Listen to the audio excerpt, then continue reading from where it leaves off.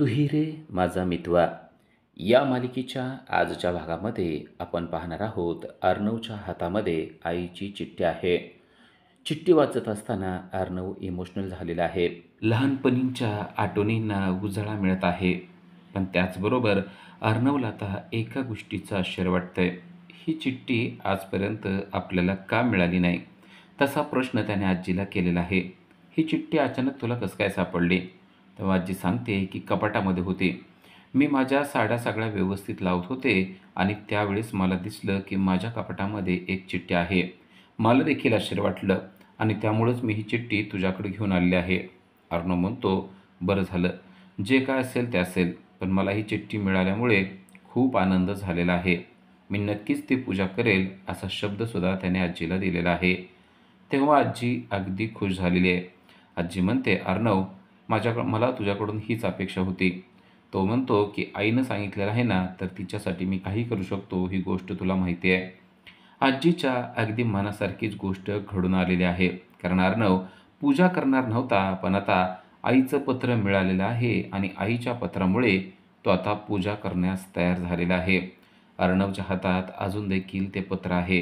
त्या पत्राकडे अर्णव एकटक पाहत बसलेला आहे. त्याला आईची खूप आठवण येते.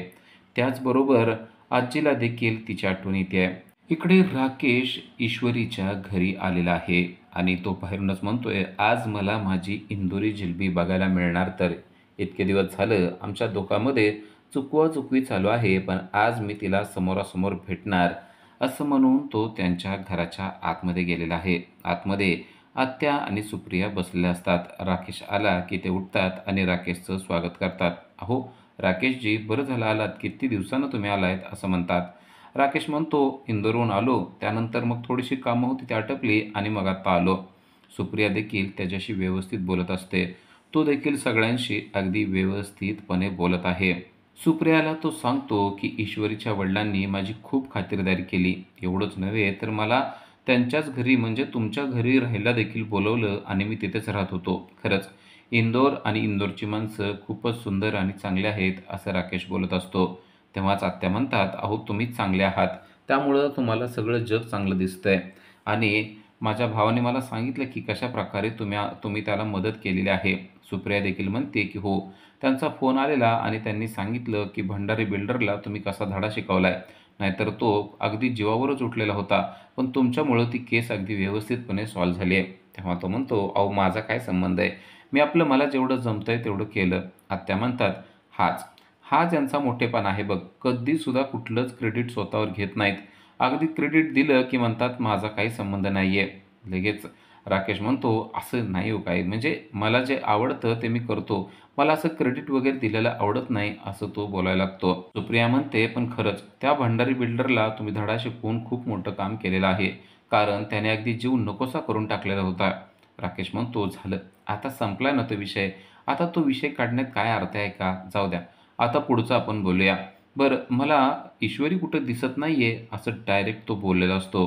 तेव्हा सुप्रियाला थोडीशी ही गोष्ट खटकते, पण आत्याला मात्र ही गोष्ट अजिबात खटकत नाही. ते म्हणते, ईश्वरी ना, हां असेल की इथंच. तेवढ्यात नमू देखील तेथे आलेले असते आणि नमू पाहते की बऱ्याच दिवसानंतर राकेशजी आलेले असतात. नमू त्यांचं स्वागत करते आणि म्हणते, खूप दिवस झालं तुम्ही दिसला नव्हतात, इंदोरला गेला होतात ना? तो म्हणतो, हो जरा काम होतं ना, त्या संदर्भात गेलेलो होतो. तो पुन्हा एकदा म्हणतो, ईश्वरीजी कुठं दिसत नाहीये, त्या कुठे बाहेर आहेत का? तेव्हा सुप्रिया म्हणते, नाही आहे की ती पण, आणि ती लगेच ईश्वरीला हाक मारते. ईश्वरी देखील लगेच बाहेर येते. राकेशचं ईश्वरीविषयीचं चाललेलं बोलणं सुप्रियाला थोडंसं खटकत असतं, पण ती काही बोलत नाही. आता ईश्वरी आलेली असते. ईश्वरी राकेशला पाहते आणि म्हणते, अरे वा, खूप दिवसानंतर तुमचं दर्शन घडलं. तो म्हणतो, हो ना, अहो इंदोरला गेलेलो होतो ना, त्यामुळे इकडे येणंच झालं नाही. आता आलो तर म्हणलं तुमच्या सगळ्यांची भेट घेऊन जावं. आणि तेवढ्यात त्याने एक छोटंसं गिफ्ट देखील ईश्वरीसाठी आणलेलं असतं आणि तो म्हणतो, हे बघा, हे मी तुमच्यासाठी गिफ्ट दिलेलं आहे, आणलेलं आहे. तेव्हा सगळेजण बघतच बसतात. लगेच राकेश म्हणतो, आत्या, मी हिला गिफ्ट दिलं तर तुम्हाला चालेल ना? तसेच सुप्रियाला देखील म्हणतो, तुम्हाला चालेल ना मी हिला गिफ्ट दिलं तर? त्या दोघीही चालेल असं म्हणतात. त्यानंतर तो ईश्वरीला म्हणतो, एकदा उघडून तर बघा ह्यामध्ये काय आहे ते. ईश्वरीला खरं ते गिफ्ट घेऊ का न घेऊ असं वाटत असतं, कारण तिला ते ऑकवर्ड वाटत असतं. ती आईकडं पाहते आई तिला म्हणते की ठीक आहे घे, पण सुप्रियाला देखील त्याने गिफ्ट दिलेलं पटलेलं नसतं. पण आता त्याचा अपमान नको करायला म्हणून ती ईश्वरीला म्हणते की चालेल गिफ्ट घे. आता ईश्वरीने ते गिफ्ट घेतलेलं असतं. राकेश लगेच म्हणतो की अहो नुसतं घेताय काय? उघडून बघा त्यामध्ये काय आहे? ईश्वरी म्हणते हां ठीक आहे बघते आणि ईश्वरीनं ते गिफ्ट उघडून बघितलेलं असतं. तर त्यामध्ये सुरेख सुंदर असे कानातले त्याने दिलेले असतात. आत्या तर एकदम खुश झालेली आहे. कारण अगोदरच तिला राकेशचा स्वभाव पटत आहे आणि आता त्याने ईश्वरीसाठी छानसं गिफ्ट आणलेलं आहे. म्हणजेच त्याचा ईश्वरीवर किती जीव आहे हेच त्याने त्यातून दाखवून दिलेलं असतं आणि आत्याला देखील ईश्वरी आणि राकेश यांची जोडी खूपच चांगली वाटत असते. आत्या या दोघांच्या जोडीचं कौतुक जाणीवपूर्वक सुप्रियाच्या पुढं करत असते की जेणेकरून तिला असं वाटावं की ईश्वरीसाठी राकेश हाच योग्य मुलगा आहे. किती सुस्वभावी आणि शांत आणि सरळ मार्गी आहे असं देखील त्या म्हणत असतात. ईश्वरी ते कानातले पाहते आणि म्हणते खरंच कानातले खूपच चांगले आहेत. मला खूप आवडले. तो म्हणतो मग मला वाटलंच होतं की असे कानातले तुम्हाला नक्की आवडतील आणि त्यासाठीच मी हे कानातले घेऊन आलेलो होतो. ईश्वरी सर्वांना ते कानातले दाखवते. सर्वजणच म्हणतात खरंच खूपच चांगले कानातले आहेत. राकेशला आनंद झालेला आहे.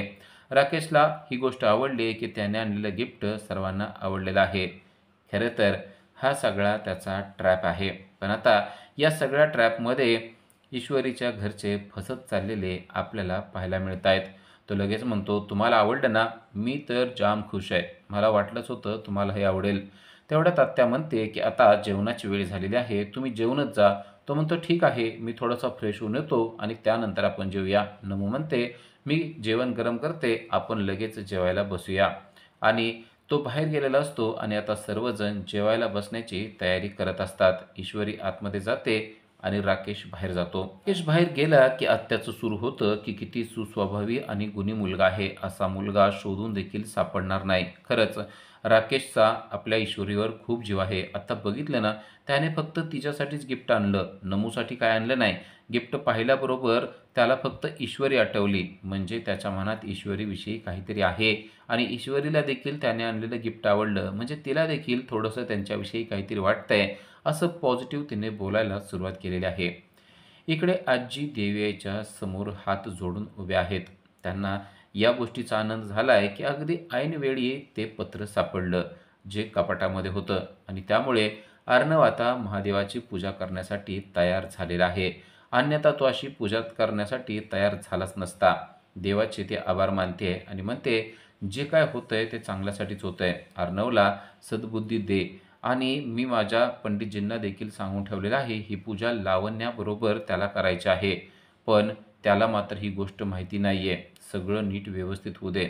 आजीला काळजी वाटते की जर का अर्णवला समजलं की ही पूजा लावण्याबरोबर त्याला करायची आहे तर कदाचित तो करणार नाही आणि त्यामुळं आजीनं त्याला अजून काहीही सांगून ठेवलेलं नाहीये.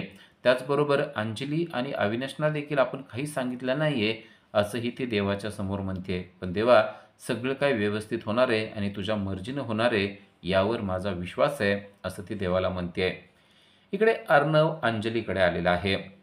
अंजली त्याला बोलत नाहीये हे त्याला समजलंय. कारण सकाळी खूप मोठा राडा झालेला होता. तो आजीला बड करून गेलेला होता. त्याचबरोबर तो अंजलीला देखील बडबड करून गेला होता की हे सगळं तुम्ही प्लॅन करून केलेलं आहे. म्हणजेच लावण्याशी त्याचा होणारा साखरपुडा हा सगळ्यांचा प्लॅन आहे असं त्याला वाटलेलं असतं आणि त्यामुळं तो आता अंजलीला बोलायला आलेला असतो. अंजली मात्र त्याच्याशी बोलत नसते.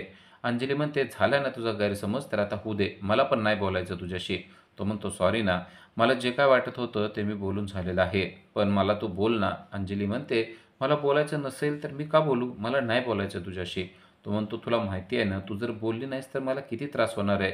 मी तुझी माफी मागू का? असं म्हणून त्याने कानाला हात लावलेला आहे आणि कान धरलेले आहेत. अंजली म्हणते तुला जे काय नाटक करायचं असेल ना ते कर. पण सकाळचं तुझं वागणं मला अजिबात पटलेलं नाहीये. तू मला देखील त्यामध्ये घेतलंस ना. मला हेच आवडलं नाही. ठीक आहे. पण मी का बोलते? मला तुझ्याशी बोलायचंच नाहीये असं म्हणून ती त्याच्यावर नाराज आहे असं दाखवत असते. तेव्हा मात्र अर्णव अगदी परेशान झालेला असतो. बोल ना गं ताई. मला किती त्रास होत होतो नाही बोलल्याचा. तुला माहिती आहे ना. मला सकाळी जे काय वाटलं ना ते मी बोलून टाकलेलं आहे. मी म्हणलं ना आता बरं चुकलं माझं. सॉरी म्हणतो मी असं म्हणून तो माफी मागतोय. अंजली मात्र त्याच्याकडं बघत देखील नाही. ती तिचं तिचं काम करत बसलेली आहे. तो म्हणतो, "असं आहे का? बरं. आता खाली बसणार आहे मी आणि रडणार आहे." ती म्हणते, "होय का? रडू वाटतंय? रड. मला काय करायचंय? मी तुझ्याकडं बघणारच नाहीये." असं म्हणून ती त्याच्याकडे दुर्लक्ष करत असते आणि खरोखरच अर्णव इमोशनल झालेला असतो. अर्णवच्या डोळ्यातून थोडं-थोडंसं पाणी यायला लागलेलं असतं. अंजली पाहते, की अर्णव खरोखरच रडू लागलाय. तिला वाईट वाटतं आणि ती म्हणते, "वेडा झालायस का? रडायचं काय त्याच्यामध्ये? उठ बरं, चल बस इथं." असं म्हणून ते त्याला जवळ घेते आणि म्हणते, "काय झालं? का रडतोयस तू?" तो म्हणतो, "मग आता तू बोलत नाहीस म्हणल्यानंतर बघ माझ्या डोळ्यातून आपोआप पाणी यायला लागलं. मला किती वाईट वाटलं तुला माहिती आहे का?" ती म्हणते, "अरे एवढ्याशा गोष्टीचं काय वाईट वाटून घ्यायचंय?" तो म्हणतो, "हां, मग तेच तर आहे ना, एवढ्याशा गोष्टीचं काय वाईट वाटून घ्यायचंय? तरी देखील माझ्या डोळ्यातून पाणी आलंय ना, हे तर खोटं-खोटं पाणी होतं." असं म्हणून तो हसायला लागतो आणि ती म्हणते, "होय का? चेष्टा करतोयस माझी?" अर्णव तिची चेष्टा करत असतो आणि म्हणतो, "कशी गंमत केली तुझी?" आणि ती लगेच त्याला मारू लागते आणि म्हणते, "अर्णव, तू ना अजूनही खट्याळच आहेस माहिती आहे का?" तो म्हणतो, "मी ना फक्त तुझ्यासाठी खट्याळ आहे." ती म्हणते, "सगळं मला माहिती आहे. पण एक गोष्ट तुला सांगू? मला असं वाटतं की ईश्वरी ना खूप चांगली आहे." अर्णव एकदम चमकतो आणि म्हणतो, "हे काय? आपल्या दोघांचा विषय चालू असताना ईश्वरी चांगली आहे हे सांगण्याची काय गरज आहे? असेल ती चांगली." ती म्हणते, "नाही रे, असंच मला आठवलं. बघ ना ती किती काय-काय करते. आपल्या घरामध्ये किती कामं करते, आजीला किती मदत करते. खरंच ना ती खूप सुस्वभावी मुलगी आहे." अर्णव तिच्याकडे पाहतो आणि म्हणतो, "हां, म्हणजे आहे ती सुस्वभावी."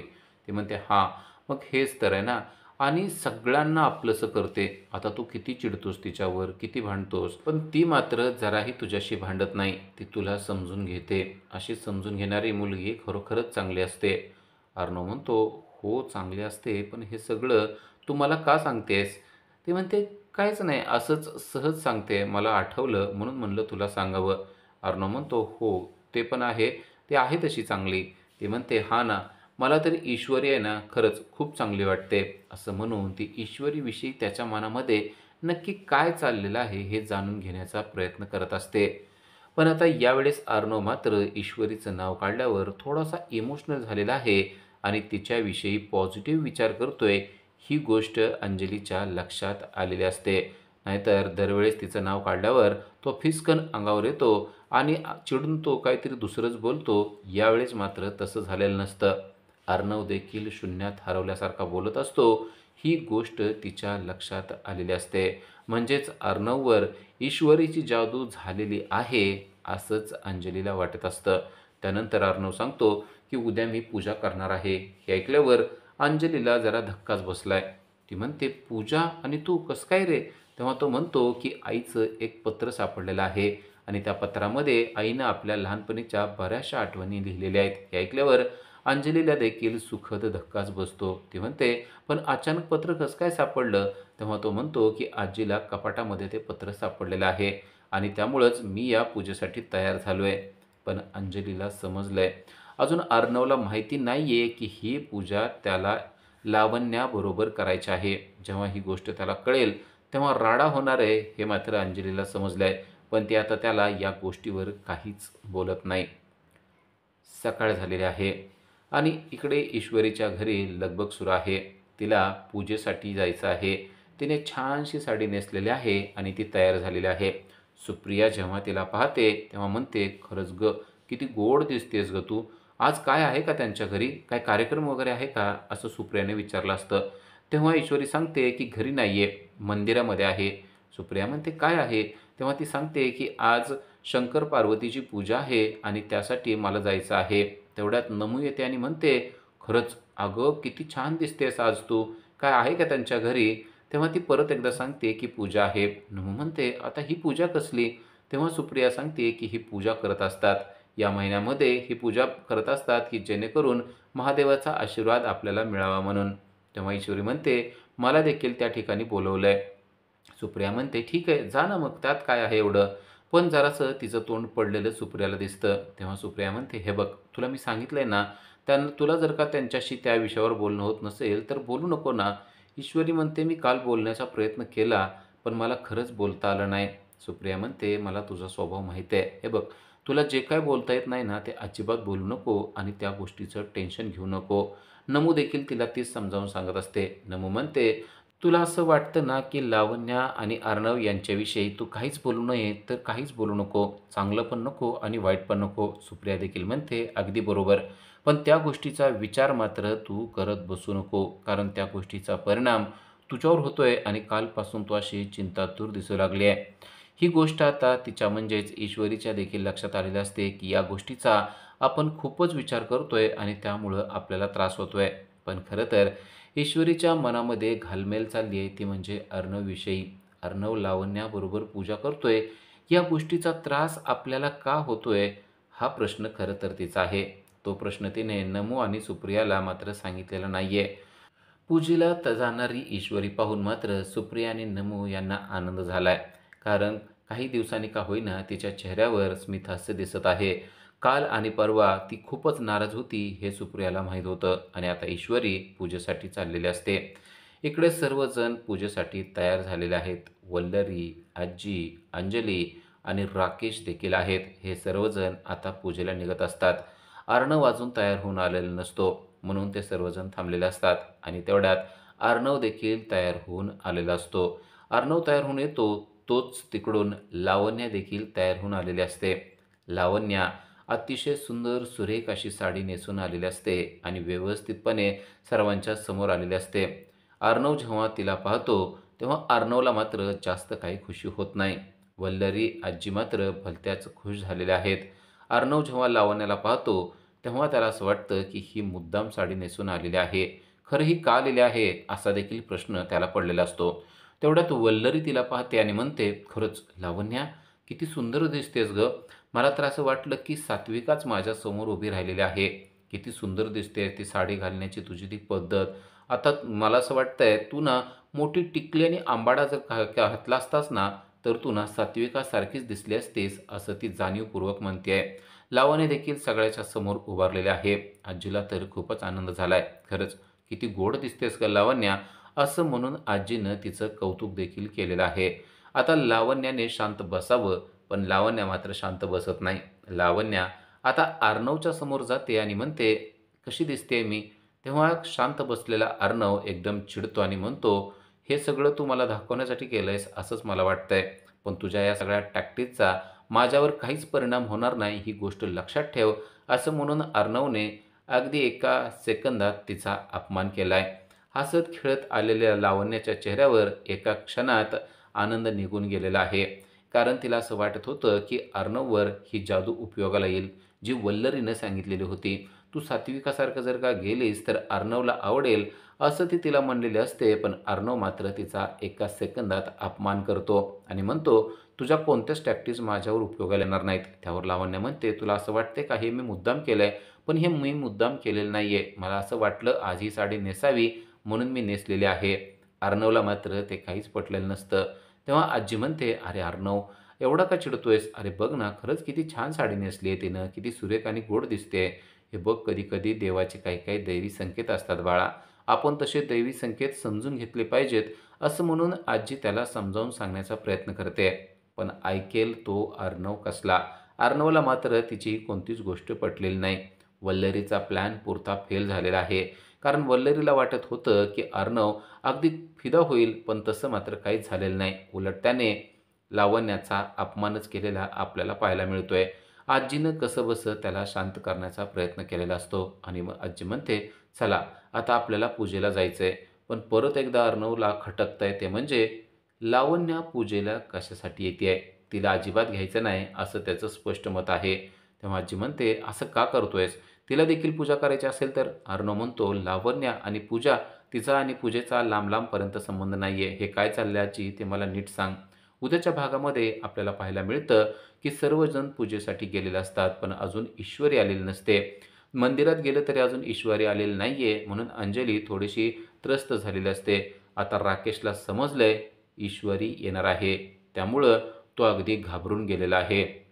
काहीही करून इथून पळ काढला पाहिजे असं त्याला वाटतंय आणि लगेच नेहमीप्रमाणे माझं एक महत्त्वाचं काम आलंय, मी जातो असं म्हणून त्याने तिथून पळ काढलेला आहे. हातात फोन घेऊन तो जात असतो. पण तोपर्यंत ईश्वरी तिकडून येत असते हे त्याला माहिती नसतं आणि बरोबर तो पुढं निघून जात असताना ईश्वरीने त्याला पाहिलेलं आपल्याला दिसतंय. ईश्वरी त्याला पाहते आणि राकेशजी असं म्हणून जोरात तिने त्याला हाक मारलेली आहे. तोंडावर रुमाल धरून लपून जाणाऱ्या राकेशला तिने रंगे हात पकडलेलं आपल्याला पाहायला मिळतंय. आता राकेश तिला नक्की काय कारण सांगेल हे आपल्याला पुढील भागातच समजणार आहे. का समजेल की राकेश हाच राजेश आहे आणि तोच अर्णवचा जिजू आहे. नक्की काय होईल ते पुढील भागामध्येच आपल्याला समजणार आहे. अशाच अपडेटसाठी आजच आमच्या चॅनलला सबस्क्राईब करा. Thank you.